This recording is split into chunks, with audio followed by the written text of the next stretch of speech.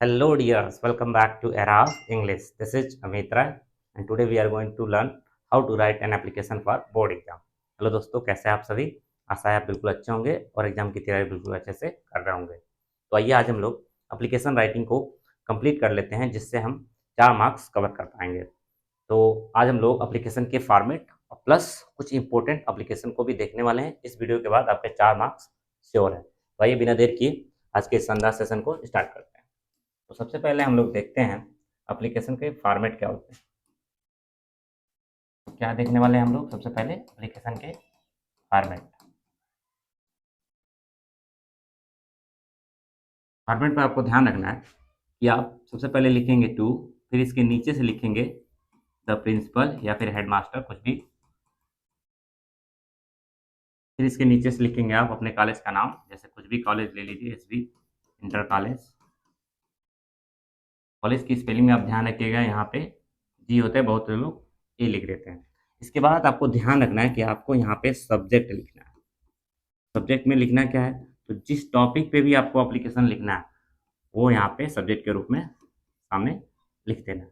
और उसके नीचे से आपको स्टार्ट करना है सर, कॉमा लगाकर नीचे से एक फॉर्मेट आप ध्यान रखेंगे कि कुछ फिक्स लाइन होता है, मोस्ट रिस्पेक्टफुली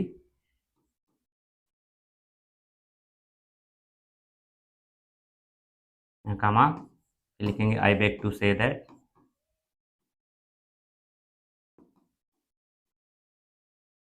इसके बाद से आपको ध्यान रखना है I beg to say that fix रहेगा। उसके बाद से आपको 3 से 4 लाइन, कितना, 3 से 4 लाइन आपको टॉपिक पे लिखना है। जो भी जिस टॉपिक पे आपको एप्लीकेशन दिया रहेगा उस पर लिखना है डिटेल्स में, 3 से 4 लाइन, इससे ज़्यादा नहीं। और फिर लास्ट में आपको लिखना है आई सेल बी, ये सब सभी एप्लीकेशन में रहेगा, highly obliged to your act of kindness. Act of kindness मैं थोड़ा इधर लिख देता हूँ। और फिर इसके नीचे आप लिखेंगे डेट। डेट जो भी रहेगा, डेट कैसे लिखेंगे आप? 5 फरवरी, जैसे आज का डेट लिख लेते हैं, 2025। और इधर आप लिखेंगे योर्स ओबीडियंटली, जो भी वैसे तो नाम नहीं लिखा जाता, तो आप नाम ना लिख करके XYZ लिख लेंगे और नीचे लिखेंगे क्लास 10th AB या ऐसा कुछ भी लिखेंगे। तो ये हो गया आपका एप्लीकेशन का फॉर्मेट। ध्यान रखना आपको, टू लिखेंगे, उसके नीचे से द प्रिंसिपल, फिर अपने कॉलेज का नाम, फिर सब्जेक्ट में आपको लिखेंगे जो भी एप्लीकेशन में दिया रहेगा, फिर सर, और फिर ये फिक्स लाइन सब में लिखेंगे। और नीचे से लास्ट बीच में कुछ कंटेंट लिखेंगे और लास्ट में I self be highly obliged to your act of kindness लिख करके डेट वोट वगैरह लिख करके कंप्लीट। बस इतना आपको ध्यान रखना है, 4 मार्क्स फिक्स हो जाएगा। तो ये कुछ इंपॉर्टेंट एप्लीकेशन को भी देख लेते हैं। 3 से 4 आप एप्लीकेशन ध्यान रखिएगा, आपका काम हो जाएगा, क्योंकि हर साल घुमा घुमा के एक उठता है। सबसे पहले देखते हैं, लिखा है right an application to the principal of your college requesting him to issue your transfer certificate as your father has been transferred to another state and you have to go along। कह रहा है कि principal को एक letter लिखिए जिसमें बताइए कि आपको ट्रांसफर सर्टिफिकेट चाहिए, क्योंकि आपके पिताजी का ट्रांसफर हो गया किसी और स्टेट में या किसी और राज्य में, और उनके साथ आपको भी जाना पड़ रहा है।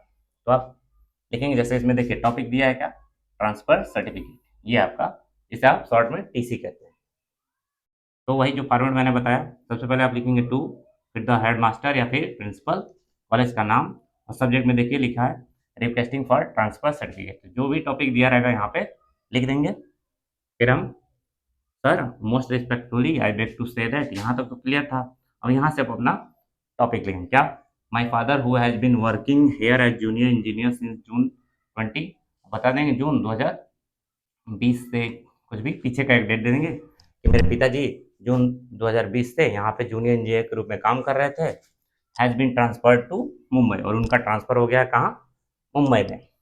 सो नीचे है I therefore request you to issue my transfer certificate at an early date, इसलिए आपसे रिक्वेस्ट है कि मेरे TC को आप जल्दी से जल्दी क्या कर दीजिए, इशू कर दीजिए, अर्थात जारी कर दीजिए, so that I may join another college in Mumbai, ताकि मैं मुंबई में एक दूसरे कॉलेज में ज्वाइन कर सकूँ, दाखिला ले सकूँ। ऊपर फिर लास्ट में fix line, I shall be highly obliged to your act of kindness, अर्थात आपके इस दयालुता भरे कार्य के लिए मैं बहुत ज़्यादा आभारी रहूँगा। और फिर वही डेट लिखेंगे, जो भी डेट रहेगा, और योर्स ओबीडियंटली में एक्स वाई जेड, कुछ एक नाम लिख करके एक्स वाई जेड या ABCD कुछ भी लिख सकते हैं, बस आपको नाम नहीं लिखना होता अपना। और नीचे लिखेंगे क्लास 10। तो आपको ये टॉपिक ध्यान रखना है, ट्रांसफर सर्टिफिकेट 2-4 लाइन बीच में ऐड करना है और 4 मार्क्स फिक्स हो गए। ये इंपॉर्टेंट होता है। आगे कुछ और देख लेते हैं। और है हमारा write an application to the principal of your college school requesting to grant full concession fee या फुल फी कंसेशन। फी माफी, फीस माफी पे जो एप्लीकेशन सब बहुत आता है, तो आप सेम पैटर्न पर रखेंगे, यहाँ पे सब्जेक्ट के रूप में लिखेंगे requesting for full fee concession. उसके बाद फिर से वही सेम कंटेंट, फिर यहाँ से आप देखिए लिखा है कि I am a student of class 10th D, my father is a poor shopkeeper, कि मैं क्लास 10 डी का छात्र हूँ, मेरे पिताजी एक पुअर शॉपकीपर हैं, and he is unable to pay the fee, और वो फी अर्थात फीस देने में अनेबल है, असमर्थ है। Last year I enjoyed free see, पिछले साल मैंने फ्री में, मुफ्त में पढ़ा था। I got good marks in class 9th D, क्योंकि पिछले साल में 9th में अच्छा मार्क्स प्राप्त किया था। सो फिर से वही, I therefore request you to grant me full fee concession.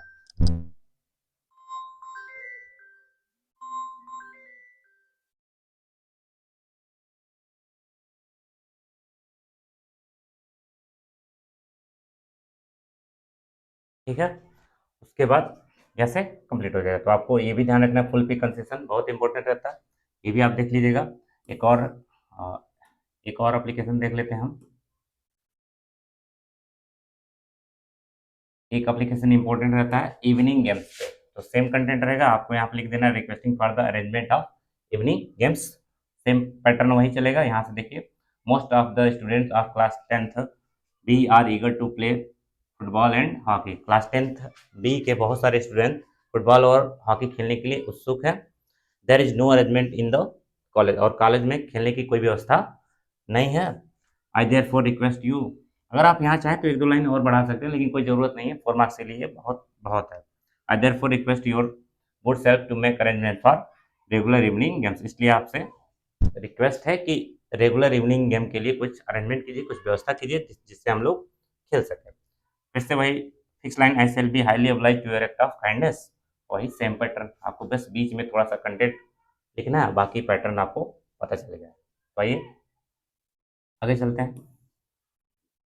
एक और एप्लीकेशन जो कि बहुत इंपॉर्टेंट है, क्या, facility of library.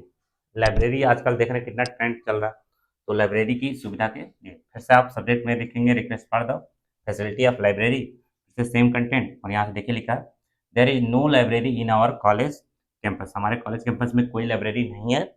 Library is the main source of knowledge, library knowledge का एक मुख्य स्रोत है। Library is very necessary for every college so that the all students may learn benefit, library सभी कॉलेज के लिए बहुत ही जरूरी है, जिससे स्टूडेंट क्या करते हैं, बहुत सारे बेनिफिट ले सकते हैं, फायदे ले सकते हैं। Therefore I request your you provide the library facility in this session, इसलिए आपसे रिक्वेस्ट है कि इस सेशन में, इस सत्र में आप लाइब्रेरी सुविधा को उपलब्ध कराएं। I shall be highly obliged to your act of kindness, आपके इस दयालुता भरे कार्य के लिए मैं बहुत ज़्यादा आभारी रहूंगा। फिर से वही आप डेट लिखेंगे, योर्स एविडेंटली, यहाँ नाम भले दिया लेकिन आपको नाम नहीं लिखना, आप यहाँ पे लिखेंगे XYZ। अगर एप्लीकेशन में नाम दिया है तब तो आप नाम लिखेंगे, अदरवाइज आप लिखेंगे XYZ। तो यहाँ पे एप्लीकेशन आपका पूरी तरीके से कंप्लीट हो गया। आई होप आप इंजॉय किए होंगे, तो अच्छा लगा तो ज़रूर लाइक कीजिएगा, और आप इस चैनल पर पहली बार हैं तो सब्सक्राइब कर लीजिए। और इससे पहले हमने लेटर पे भी वीडियो बना रखा है, यदि आपने नहीं देखा तो इस वीडियो के डिस्क्रिप्शन में उसका लिंक है, आप जा करके चेक कर सकते हैं। तो मिलते हैं नेक्स्ट वीडियो में इसी तरह के, और तब तक के लिए bye bye, take care, have a nice day, thanks for watching, thank you.